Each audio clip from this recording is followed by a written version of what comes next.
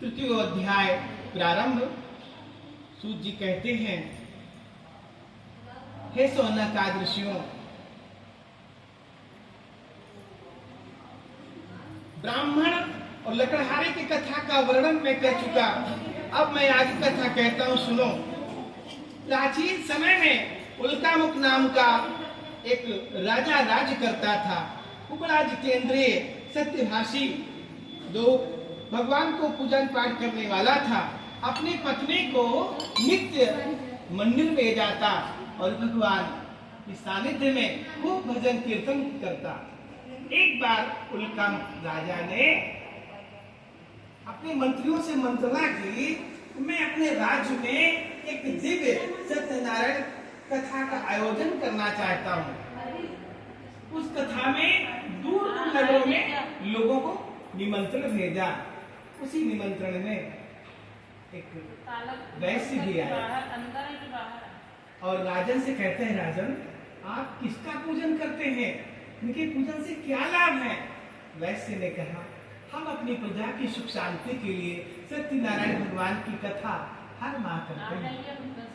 वैश्य ने कहा, हमारे कोई संतान नहीं है, क्या भगवान की पूजा करने से संतान की उत्पत्ति होगी? जब राजा ने कहा, ये कथा सारी व्यथाओं को दूर करती है, संतान ही क्या, आपकी जो समस्याएं हो आप भगवान से कह के तो देखिए, सारी समस्याओं का अंत कर देंगे। वो वैश्य भगवान का चरणामृत लेकर के अपने घर आया। अपनी पत्नी लीलावती से कहा कि आज मैंने एक सुंदर सा दिव्य अनुष्ठान देखा है। इसका नाम है सत्यनारायण भगवान जी का पूजन कथा व्रत। मैंने मन में संकल्प किया है कि हमारे घर में बेटा या बेटी होगी, हम भी भगवान की कथा अवश्य श्रवण करेंगे। भगवान की कृपा से 10वें महीने में वैश्य की पत्नी के गर्भ से एक सुंदर कन्या का जन्म। बनिया ने अपनी बिटिया का नाम कलावती रखा।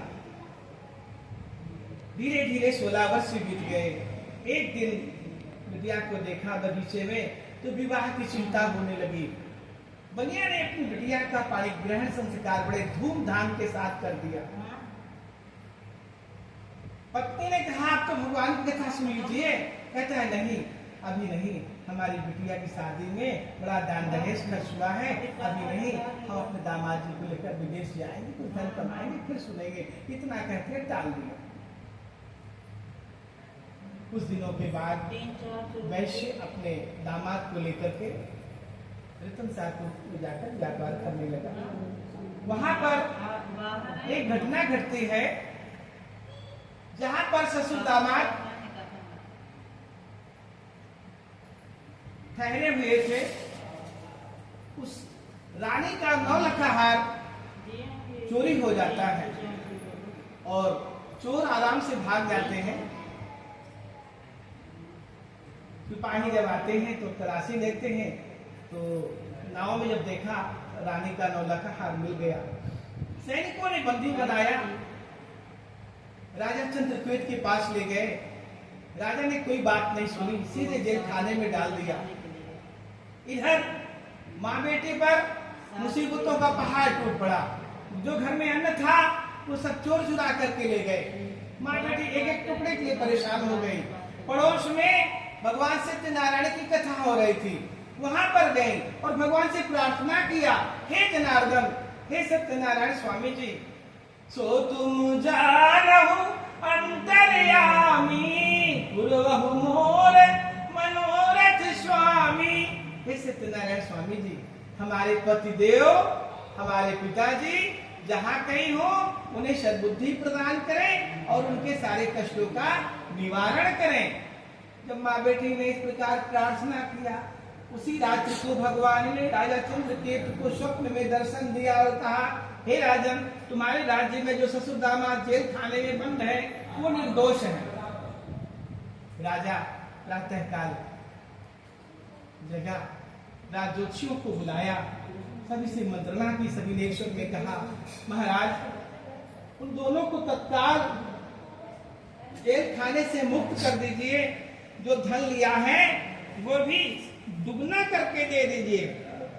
यदि आपने ऐसा नहीं किया तो तुम्हारे राज्य का जो वैभव है ना सब नष्ट हो जाएगा।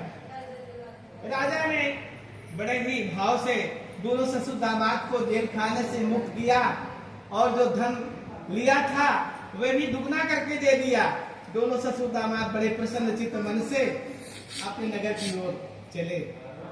इस श्री स्कंद पुराणे चतुर्विंशत् संघात्मके अन्देवारेवा खंडे सत्यनारायण कथायां तृतीयोऽध्याय संपन्नः।